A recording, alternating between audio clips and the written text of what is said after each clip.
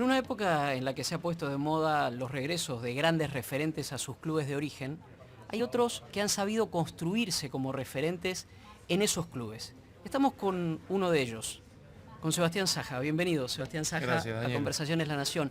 ¿Cómo te presento? ¿Ídolo, referente, qué de Racing? No, a mí me da un poco de pudor esos rótulos, como el arquero de Racing.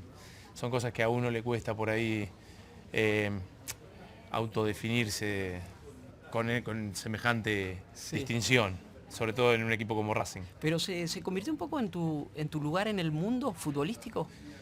Sí, lo que logré en Racing fue lo que me costó mucho a lo largo de mi carrera después de haberme ido de San Lorenzo, que es la continuidad a lo largo del tiempo en un mismo club. Sí. Fue algo que yo había buscado durante mucho tiempo, que me había costado por diversos motivos, que lo había conseguido tal vez en Grecia, y donde me tuve que ir en 2011. Más por la crisis que por más una por la cuestión crisis futbolística. que por una cuestión futbolística, porque todavía tenía contrato vigente con el club. Pero bueno, la crisis económica es como que al club, al AEK, que era el club donde yo estaba, le afectó directamente. Y logré en Racing por ahí lo que me había costado, lo que había buscado durante mucho tiempo, que era estabilidad emocional, Sí. deportiva. Y bueno, lograrlo en mi país, en un equipo grande, era todo un desafío para mí. Y por suerte, después de haber pasado ya el tiempo, es como que, bueno, la actualidad superó un poco todas las expectativas que tenía cuando volví. Es curioso porque Racing siempre fue un club en crisis, siempre fue un club dramático. Vos tuviste una definición Sí. alguna vez. ¿En qué momento Racing dejó de ser un club dramático para jugar? Cuando la dirigencia empezó a tomar decisiones no con los resultados, sino Ajá. con la cabeza. Y, y a no entrar en esa vorágine del lunes, lo que yo le llamo el lunes. O sea, el equipo gana, Sí. está todo bien, y cuando pierde está todo mal. Me parece que a partir de ahí, con Víctor Blanco, por supuesto, a la cabeza, he pasado momentos difíciles, tanto en lo deportivo como institucional en el club, y con la llegada de Víctor Blanco le ha dado muchísima tranquilidad a todo el club. Sí. Y por supuesto a los jugadores. Y yo creo que cuando un jugador tiene la posibilidad de desarrollar su actividad en un ámbito de tranquilidad y de armonía, los resultados a la larga terminan llegando. Tal vez llegaron antes de lo que uno espera, Sí. pero llegaron. Y lo bueno es que los resultados se sostuvieron, que eso también es tan importante como haber logrado ganar algo. De esos resultados en Racing, ¿cuál rescatás como el máximo? Cuando decís, bueno, este es el que marcó un antes y un después. Uf, ¿O cuál fue el más difícil también, no? No, yo creo que, o sea, lo más difícil de conseguir en el club, en un club como Racing, que en los últimos años no ha ganado tanto, es un título. Yo creo Sí. que eso nos ha marcado a todos a fuego. Hubo un antes y un después del campeonato. Pero yo digo que fue tan importante lo del campeonato como lo hecho en el 2015 sin haber llegado a ganar nada. Sí. Porque a Racing también le había pasado en el 2001 de haber ganado. Y sucede que muchas veces uno gana y es un verano, y después todo vuelve a la normalidad. Y la normalidad ante en Racing era lo que yo definí en un momento, era esto de estar muy bien y estar muy mal. La montaña rusa. La montaña rusa. Y por suerte logramos estabilidad y las cosas están bien.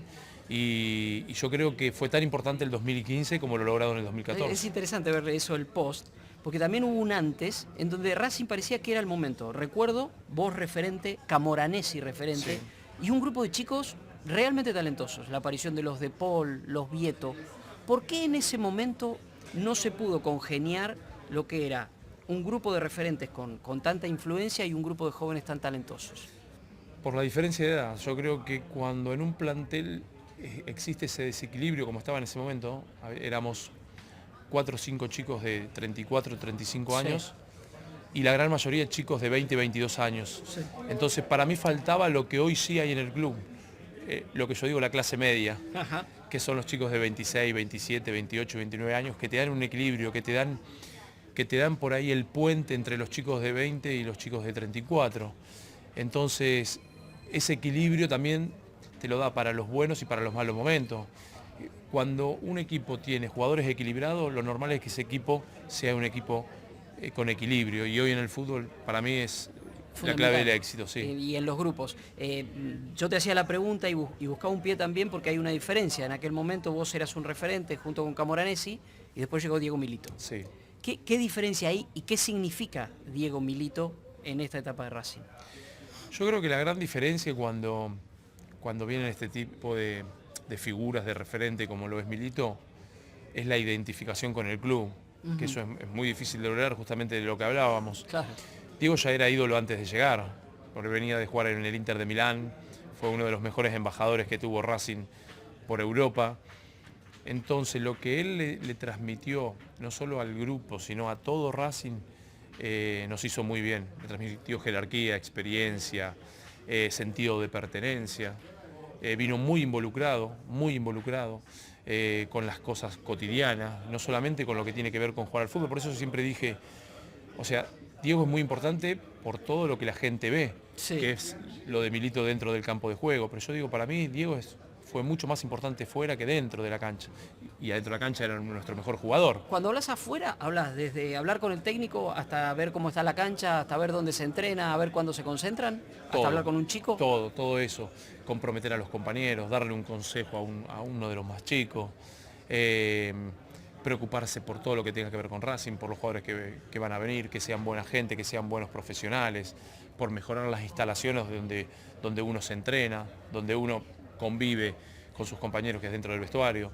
Entonces eso también compromete al de al lado, porque si uno ve que tiene un compañero que lo defiende y le intenta mejorar la calidad del tiempo que uno puede pasar en el club, eso lo compromete a dar el máximo también. Tuviste un gesto que no es muy común, que Sí. directamente le diste la cinta. Sí. Desde el momento en que se empezó a hablar que Diego venía, ¿vos lo pensaste eso? ¿Fue un gesto premeditado? Fue pensado, sí.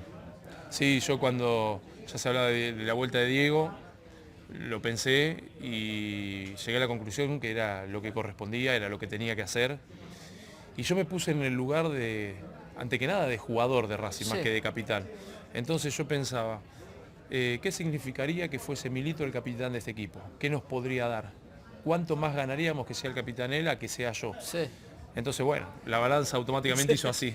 Claro. Y todo daba para que para que Diego sea el capitán de este equipo. Se la ofrecí, no me la quiso aceptar y lo tuve que convencer. Así que obviamente hablé con mis compañeros, hablé con el entrenador, todos estuvieron de acuerdo. Obviamente que les aclaré y le aclaré a Diego que yo no me desligaba de ningún tipo de responsabilidad de las que venía asumiendo. Sí, claro. Pero me parecía que la imagen del equipo, el capitán de este equipo tenía que ser Milito. Como líder de grupo, como referente, te tocó vivir dos situaciones muy conflictivas en tu etapa en Racing. Una, el famoso partido con Quilmes, que como vos bien definiste, perdían de todas maneras. Si ganaban, perdían, si perdían, perdían. Y la otra es el episodio con Teo. ¿Querés recordarlos los dos? ¿Cómo los recordás ahora ya con el paso del tiempo?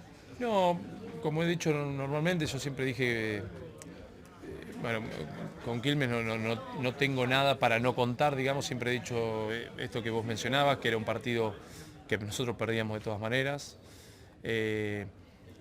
Insisto con lo que dije siempre, para mí fue de los partidos en sensaciones más difíciles que me tocó jugar. Sí.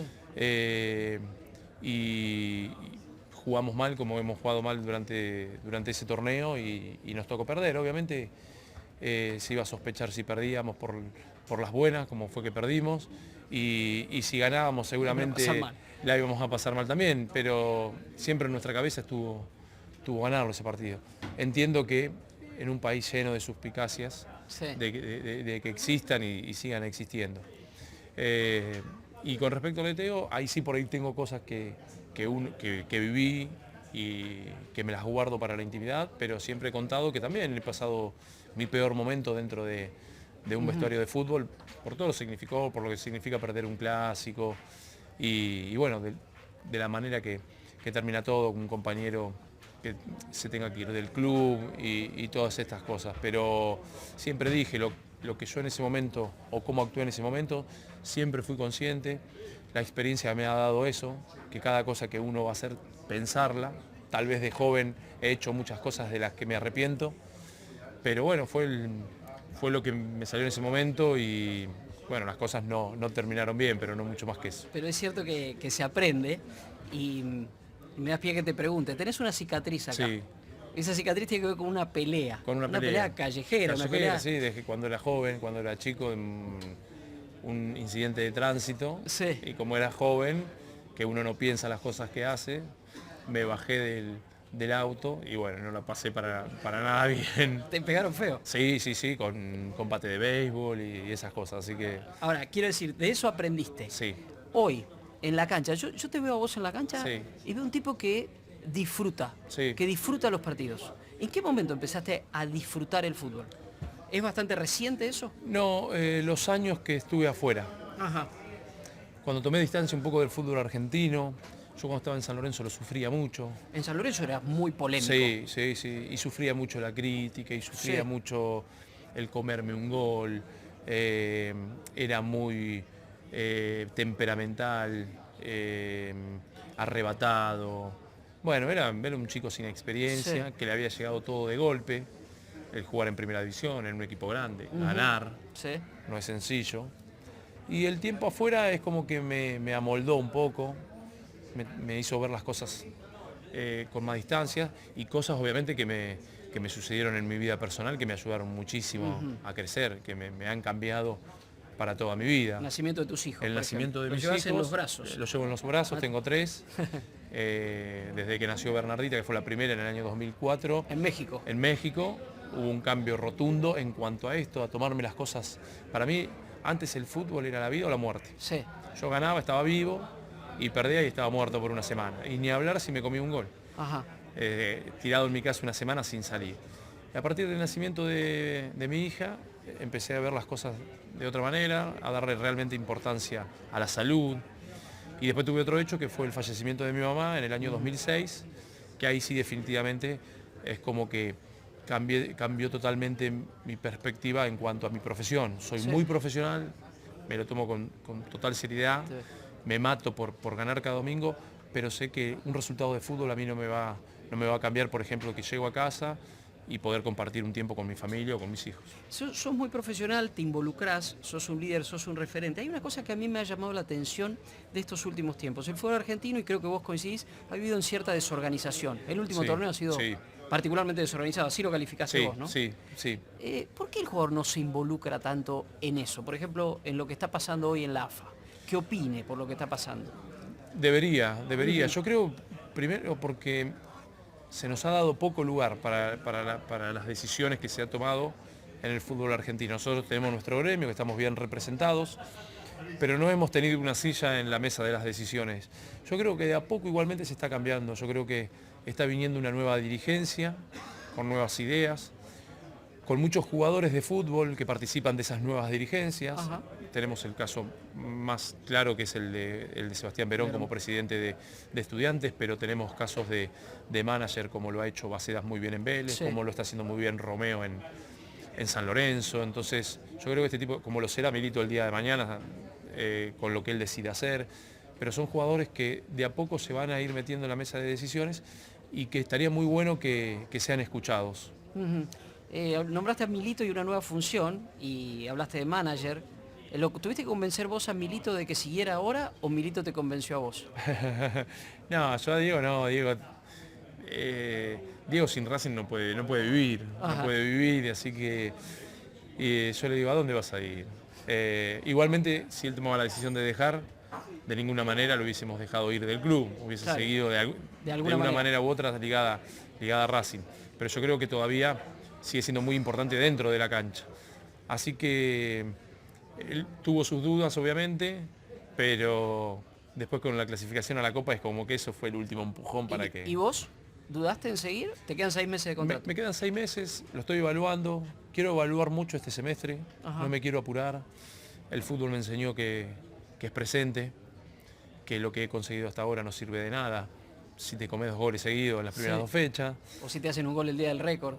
Claro, esas cosas pueden pasar y van a seguir pasando, no tengo ninguna duda, porque así es nuestra profesión, nuestro puesto. Y evaluaré, Dani, este semestre cómo me encuentre física y futbolísticamente por sobre todas las cosas. Antes de preguntarte por qué harías después, te pregunto por algo que tiene más que ver con el futuro y que los une también con Milito. Tu hijo Mateo, de 8 años, juega con Lautaro, el hijo de Milito en las divisiones inferiores. ¿Lo ves a Mateo jugador? ¿Lo ves en el futuro y hay algo en vos que sea un sueño o decís, bueno, que disfrute y que salga para donde tenga que salir? No, yo lo dejo que él disfrute y que decida. Es más, muchas veces no tiene mucha constancia, Ajá, es muy chico todavía. Entonces cuando no tiene ganas de ir, no va. Soy un padre en ese sentido muy, muy relajado y obviamente el fútbol es mi pasión, es mi sí. vida y a él lo apasiona el fútbol también. Pero bueno, después dependerá de un montón de circunstancias para ser futbolista. Si vos me preguntás, yo creo que a todo padre le gustaría que sea jugador, pero será lo que él decida. ¿De qué juega? Delantero. Delantero. Sí, por lo menos no elegí un arco, ya no me va a hacer ¿Vos el sufrir arco tanto. lo elegiste? Porque, Sí, lo elegí. Pero porque te gustaban los buzos, porque te gustaba que se vestía distinto, Me algo así, gustaban ¿no? los buzos de arquero. Y le pedí a mi papá cuando yo tenía 5 años que me comprara un buzo de arquero. Ajá. Y bueno, me compré un buzo de arquero y ahí empezó mi historia con el arco ya desde chiquitito. Sí, que hicieras goles tiene que ver tal vez con tu historia de delantero, ¿o no? A mí siempre dije de que por suerte elegí el arco, porque yo creo que si hubiese sido jugador de campo, no sé si me hubiesen dado las condiciones para jugar profesionalmente. Sí. Pero si vos me preguntás en los sueños, si pudieras volver a ser jugador profesional, ¿qué posición elegirías? Sí. No tengas duda que elegiría jugador de campo. Ah, sí. Sí. Lo disfruto mucho más el 9, juego. 9, 10. Sí, sí, ahí. Ahí, sí. en el área. Me gusta, por eso esto que decís de esa sensación de hacer un gol es incomparable. Sí. Y me hubiese gustado. Y siempre me prendo que puedo en el club, o ni hablar cuando estoy de vacaciones y juego con amigos, obviamente al arco nunca. Y tengo como ese jugador frustrado de campo que no pude ser. Ahora, frustrado, pero tenés realmente pocas frustraciones en tu carrera. Fuiste campeón en todos lados donde jugaste en México, jugaste en Grecia, jugaste en Italia. Y para llegar allí hiciste un gran sacrificio. ¿Sabe Mateo cómo ibas vos de Bransen a entrenarte a San Lorenzo? ¿O se lo querés contar ahora? No, se lo cuento. Yo empecé yendo con mi papá, Sí. iba al colegio a la mañana, me pasaba a buscar al mediodía. Mi papá hace comisiones de Bransen a Buenos Aires y me llevaba en su camioneta, me dejaba en Buenos Aires y me tomaba el colectivo o en Constitución o donde me dejara hasta el club. Y después lo esperaba en un depósito en Parque Patricios a que él terminara su trabajo para que me levantara y me llevara. Y después un tiempo lo hice cuando me pasaron a entrenar a la mañana en tren y en colectivo. ¿Cuántas horas? 3 horas y media. 3 de ida, 3 Sí. horas y media, 3 horas de Cuando vuelta. no hacía dedo. Porque después, durante un tiempo, lo hice Había a dedo para... Mi papá obviamente me daba la plata con lo justo, porque, o sea, no sobraba, entonces me daba lo justo para que me llegara a pagar el tren y el colectivo. Ujú. Y muchas veces yo llegaba a Gleu Sí. o a Alejandro Cor con mucha hambre. Sí. Y la plata que me quedaba para viajar hasta Bransen me la gastaba en una estación de servicio comprándome un sándwich y una gaseosa. Y a partir de ahí, sin plata, dedo. Ese tipo de sacrificios son los que te fueron templando la personalidad, por ejemplo, para el único incidente tal vez con Ramón Díaz una vez que te dice, no, vos no entrenás y plantarte y decir, no, así no, yo no sigo. Sí, y déjame agregarte que los 2 primeros años, 2 años y medio, los 2 primeros años y medio que fui a San Lorenzo, que fue donde hice las divisiones inferiores, yo era suplente, no jugué. Sí. Durante 2 años y medio hice novena, octava y la mitad de séptima Sin y jugar. jugué un solo partido en 2 años y medio. Ibas y, igual. y aún así iba igual. Sí. Iba igual. Entonces por eso tiene más valor. más valor. Y no tengas dudas, yo no me olvido nunca de todo ese sacrificio que hice yo, que hizo mi papá, mi mamá, mi abuelo, porque también Sí. a veces me llevaba mi abuelo. Jamás. Entonces yo ante una adversidad es imposible que pueda bajar los brazos. Porque Ujú. yo de chico, o sea, la peleé muchísimo. Sí. Pero lo hacía con pasión, por jugar al fútbol, por jugar en un equipo de Buenos Aires, por jugar en un equipo grande. Nunca lo hice, que por ahí es el error que cometen muchos chicos hoy, queriendo ser jugador de primera división. Yo jugaba al fútbol porque me gustaba y me apasionaba. Te divertía. Me divertía y yo por ahí hoy veo a chicos, adolescentes o de 13, 14, 15 años, que ven el jugador de primera y no ven todo ese sacrificio que el Sí. jugador de primera hizo, sino que ven que tiene un buen pasar, que tiene un Las buen par de luces. zapatillas. Entonces hay que ver lo otro, hay que ver todo, Ujú. digamos, el trasfondo de cómo llegó ese jugador hasta ahí. Te preguntaba lo de Ramón, ¿lo perdonaste a Ramón por eso? Sí, sí, yo con el tiempo ya está. Yo después dije alguna vez, no sé si lo dije públicamente, pero yo dije, hasta el final no sé si le tengo que dar las gracias a Ramón, Claro, claro. porque después me fue muy bien, me fui a Grecia, obviamente en el momento sufrí mucho, estuve 6 meses sin jugar, me costó encontrar club porque yo estaba ante un conflicto con San Lorenzo, entonces eso hacía a los clubes dudar de mi contratación, pero eso me permitió después lograr esto que hablábamos anteriormente de la continuidad. A mí siempre San Lorenzo me daba préstamos, tenía muchas exigencias económicas para los préstamos o para la venta definitiva. Sí. Y a partir de ahí pude, después de mi salida de San Lorenzo, poder estar más de una temporada en un club, que fueron 3 años en Grecia hermosos y después 4 años y medio que llevo en Racing. Así como Ramón te dejó eso de alguna manera, ¿cuál fue el técnico que más te dejó y qué te dejó Diego Coca? No me puedo quedar con uno, o sea, si me decís rápido me quedo con Manuel Pellegrini, que me enseñó mucho, me hizo crecer como futbolista y como profesional y como persona. Sobre todo en un momento de mi vida que hablamos hace un ratito, esto de que yo era muy joven y que me llegó todo muy de golpe.